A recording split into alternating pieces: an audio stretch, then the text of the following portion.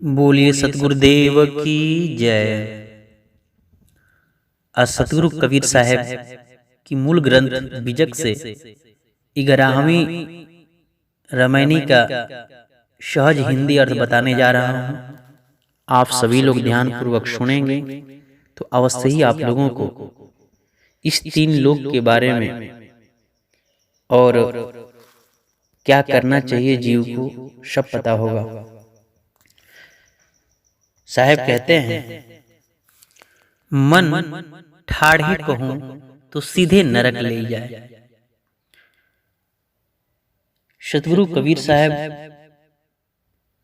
इतनी सहज भाषा में समझाते हैं मन की गतिविधि के बारे में, किसको मन ने ठगा। तो साहब कहते हैं रामायणी में, आदर गुष्टि सृष्टि भव बौरी, तीन लोक मौलागी ठगौरी। ब्रह्मा ठगयो नाग कह जारी, देवता सहित ठगयो त्रिपुरारी। राज ठगौरी विष्णु पर परी, 14 भुवन केर चौधरी। आदि अंत जाकी जल कन जानी, ताकी डर तुम काहे के मानी। वै उतंग तुम जाति पतंगा, जम घर किए जीव को संगा। नीम कीट जस नीम पियारा, विष को अमृत कहे गवारा। बिख के संग कवन गुण होई, किंचित लाभ मूल गो खोई। बिख अमृत गोए कैसानी, जिन जानी तिन बिख कै मानी। काह भय नर शुद्ध बेशुद्धा, बिनु परिचय जग बूढ़ल बुद्धा। मति के हीन कौन गुण कई, लालच लागे आशा रही। लालच लागे आशा रही। मुआ है मर जाओगे, मुए की बाजी ढोल। सपन सने ही जग भया, सहदानी रही गयो बोल। सहदानी रही गयो बोल। बोलिए सतगुरुदेव की जय।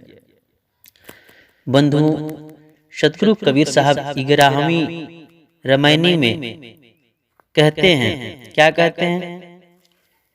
आधर गुष्टि सृष्टि भव बौरी, तीन लोक मोह लागी ठगौरी। साहब कहते हैं कि इस सृष्टि की वार्ता जो ज्ञान अज्ञान मूलक है, इस सृष्टि की जो वार्ता है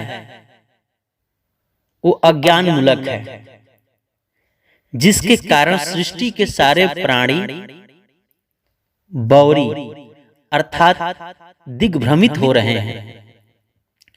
तीन लोक मोह लागी ठगौरी। साहब कहते हैं,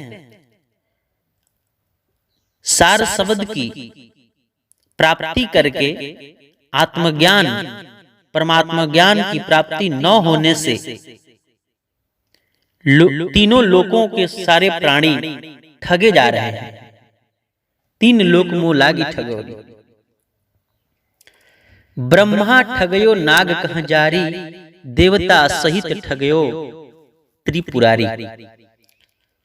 ब्रह्म लोक में रहने वाले ब्रह्मा जी भी ठगे जाते हैं।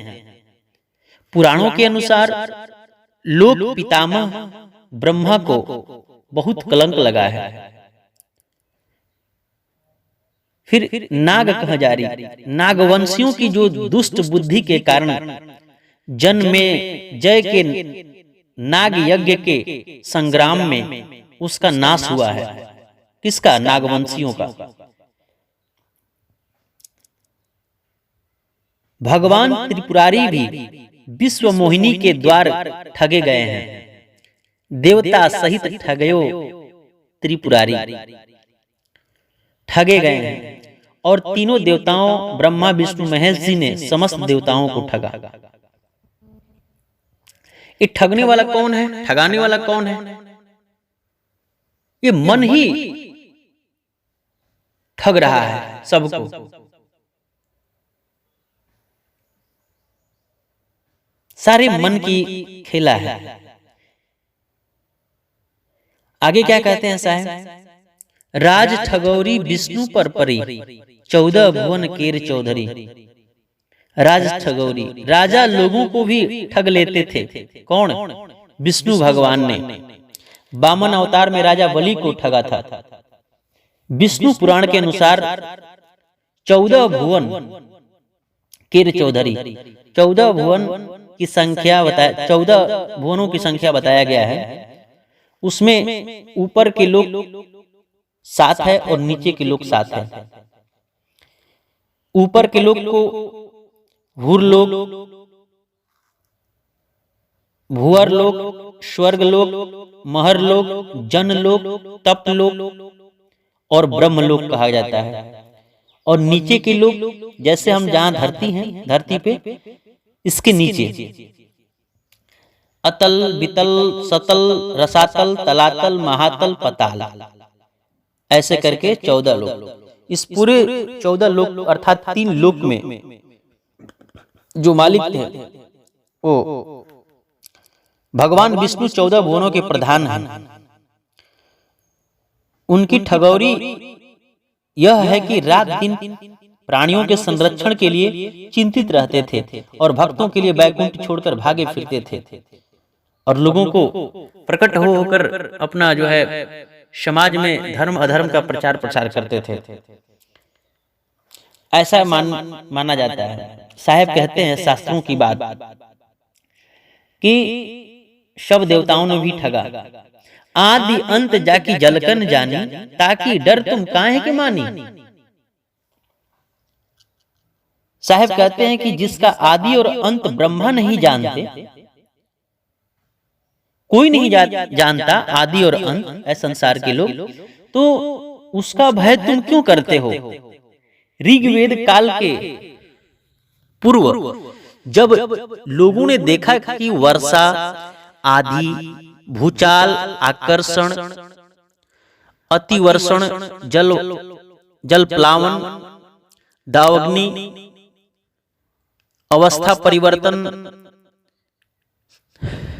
प्रिय वियोग, मरण, ऐसी घटनाएं हैं जो हमारी बुद्धि और बल के बाहर है। इसी प्रकार चंद्र, सूर्य, असंख्य सितारे, विशाल ब्रह्मांड, इन्हें भी नहीं समझ पाते कि ये कब, कैसे, कहां से आ गए। ऋग्वेद का ऋषि भी कह बैठा, को आद्या वेद कह इह प्रवोच्च उष्कूत अजाता कुत इयम विशिष्ट। अतः कौन पूरा जानता है और कौन कह सकता है कि यह सृष्टि कहां से आई।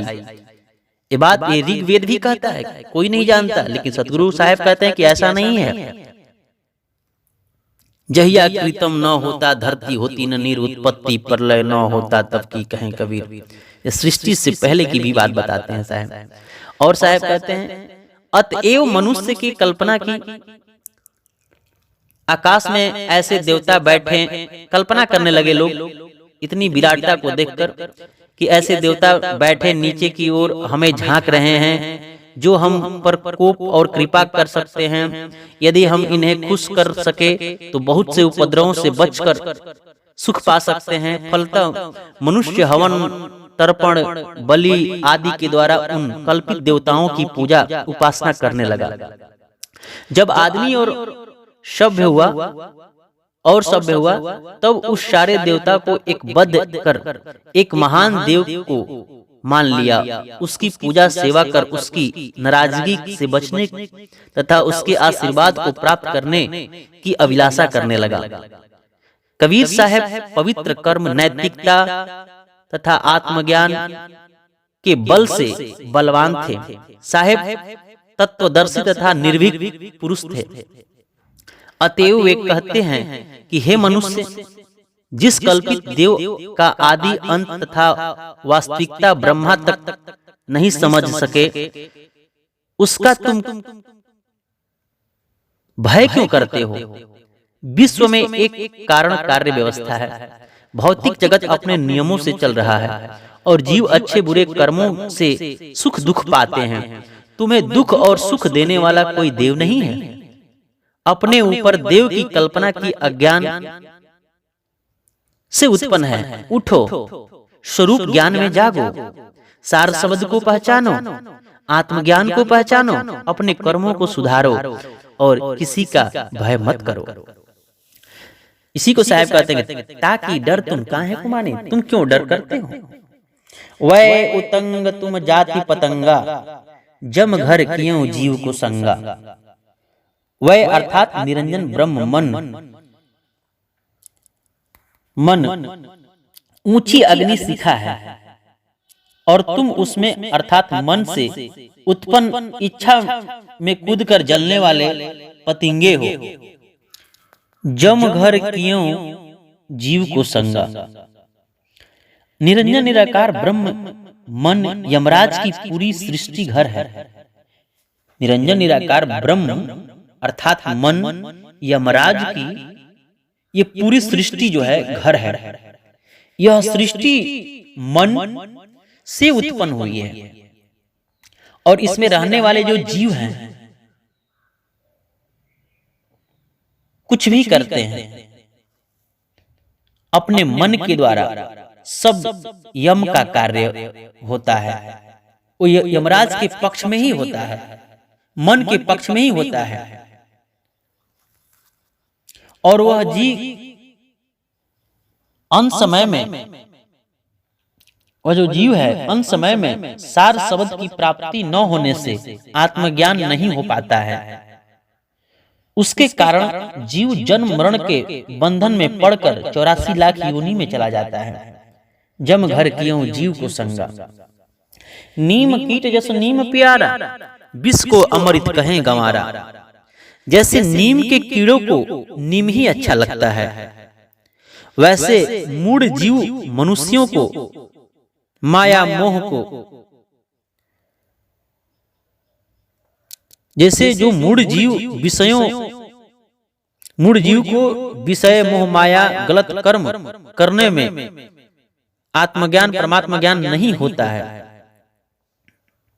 व्यक्ति नहीं समझ पाता कि मैं जो कर्म किया, जो मैं कर रहा हूं, मैं कितना आनंद पाया उस कार्य से, अपने जीवन का आकलन नहीं कर पाता। इसलिए वे सब विष तुल्य है। उसको ये जीव अमृत कहता है। विष को अमृत कहे गंवारा। विष के संग कवन गुण होई, किंचित लाभ मूल गौ खोई। विष के संग अर्थात भोगों, विषयों, गलत कर्म, मोह माया, काम क्रोध लोभ मोह अहंकार का संग करके आपको कोई लाभ नहीं होगा। किंचित लाभ मूल गौ खोई अर्थात विषय विकारों के संयोग से किंचित अर्थात थोड़ा सा सुख आप सबको ज्ञात होता है, भास होता है। उस थोड़ा सा सुख के चलते आप अपना आत्म शांति, आत्मज्ञान, परमात्मा ज्ञान रूप मूलधन खो जाता है, सब खो जाता है। फिर आगे कहते हैं साहब जी, बिख अमृत गौ एक कैसानी, जिन जाने तिन बिख के मानी। अविवेकी जीव विषय वासना रूपी विष को और आत्मज्ञान रूपी अमृत को एक ही में सान दिया है। विष अमृत गौ एक कैसानी, जिन जाने तिन बिख के मानी। विचार नहीं कर पाता, एक ही में मिला देता है और दोनों को एक समझने की धारणा बना रखा है। जिन जाने तिन विष के मानी। और जो जानने का प्रयत्न करता है सतगुरु के ज्ञान के बिना उस सत्य को, जीव विषय वासना रूपी विष को ही अमृत मान लेता है। जो सतगुरु के ज्ञान के बिना नहीं समझेगा वो कभी सत्य को जान ही नहीं पाएगा, क्योंकि ये सत्य जब से जीव सृष्टि बनने के बाद सारे जीव की उत्पत्ति हुआ है। ये जीव सृष्टि को ही नहीं जान पाते, सृष्टि कैसे बना, क्या बना, तो आगे की बात कैसे पता लगेगी। सृष्टि की तो बात दूर है, लेकिन इसके बॉडी के अंदर जो चेतना है इसकी भी खबर नहीं जानता कि इसके अंदर जो चेतना है वो कहाँ रहती है, कैसे है, इसकी उत्पत्ति कैसे हुआ है, ये कैसे शरीर से बाहर निकलती है, क्या रंग है, क्या रूप है, कुछ पता नहीं चलता है। इसलिए जब तक सदगुरु के ज्ञान नहीं अपनाएंगे, कबीर साहब की वाणी को नहीं समझेंगे, तब तक जो है असंभव है उस तत्व को जानना, सत्य को जानना, उस सार शब्द जानकर आत्मज्ञान को समझना और परमात्मा ज्ञान को समझना। फिर आगे कहते हैं साहब जी, काह भय नर शुद्ध वे शुद्धा, बिन परिचय जग बूढ़ल बुद्धा। काह भय, क्या हुआ ऊंच नीच जातियों में पैदा होने से, बिनु परिचय अर्थात सार शब्द की प्राप्ति करके आत्मज्ञान आत्मबोध निअक्षर की प्राप्ति न होने से, बुद्धा अर्थात बुद्ध पुरुष लोग, बुद्धिमान विद्वान लोग भी मोह सागर में डूबकर 84 लाख योनि में चले गए। मति के हीन कवन गुण कहई, लालच लागे आशा रहई। साहब कहते हैं कि विवेकहीन आदमी अविवेकी जीव से मैं क्या कहूं, कैसे कहूं, किस तरह से समझाऊं। मतिहीन मनुष्य सदा लालच में लगा रहता है। मति के हीन कौन गुण कहई, लालच लागे आशा रही, और संसार की विषय वासना की प्राप्ति की आशा करता है और उसे सही से प्राप्त भी नहीं कर पाता है, तब तक बूढ़ा होकर प्राण त्याग कर 84 लाख योनि में चला जाता है। तो साहब कहते हैं साखी में सबका निचोड़, मुआ है मर जाओगे, मुए की बाजी ढोल, सपन सनेही जग भया, सहदानी रह गई बोल। कितनी मार्मिक बातें हैं जो व्यक्ति सुने ध्यान से तो आदमी को झकझोर देने वाली बातें हैं। मुआ है मर जाओगे, अय बंदे तू मुआ था, फिर मर के जन्म लिया है और फिर मर जाएगा। नहीं विश्वास है तो देख मरने वालों की बज रही है ढोल। मुआ है मर जाओगे, मोरे की बाजी ढोल, सपन सनेही जग भया। ये पूरा संसार जो है सपना के जैसा है। जैसे आप सपने में सब कुछ देखते हैं, सुबह उठते हैं, सब कुछ नहीं पाते हैं आप, उसी प्रकार से सब कुछ करते हैं, घर बनाते हैं, द्वार बनाते हैं, मकान बनाते हैं, लेकिन अंत समय में जब शरीर छूटता है तो कुछ लेकर नहीं जाते हैं साथ में। तो उसी को कहा गया है कि सपन सनेही जग भया, सहदानी रह गई बोल। चिन्ह के रूप में किया हुआ कर्म अच्छे हो या बुरा, बस यही रह जाता है। इसलिए साहब कहते हैं कि अच्छा कर्म करो, अच्छी विचार धारण करो, संसार में प्रेम करो, प्रेम से बोलो, सब कुछ करो, लेकिन उसके साथ साथ आत्मज्ञान भी करो। सार शब्द की प्राप्ति करके आत्मज्ञान जरूरी है। सार शब्द कहाँ प्राप्त होगा? सार शब्द जाने बिना कागा हंस न होए। साहब कहते हैं सार शब्द जाने बिना कागा हंस न होए। बिना सतगुरु के अलावा मिलेगा ही नहीं कहीं। साहब कहते हैं कि हम ना मरी है संसारा, हम काहे को मरी है, हमको मिला जियावन हारा।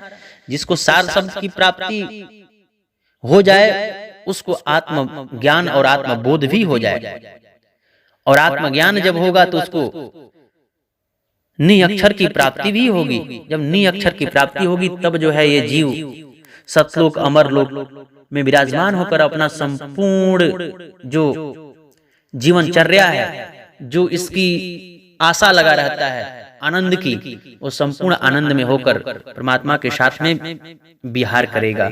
इसी के साथ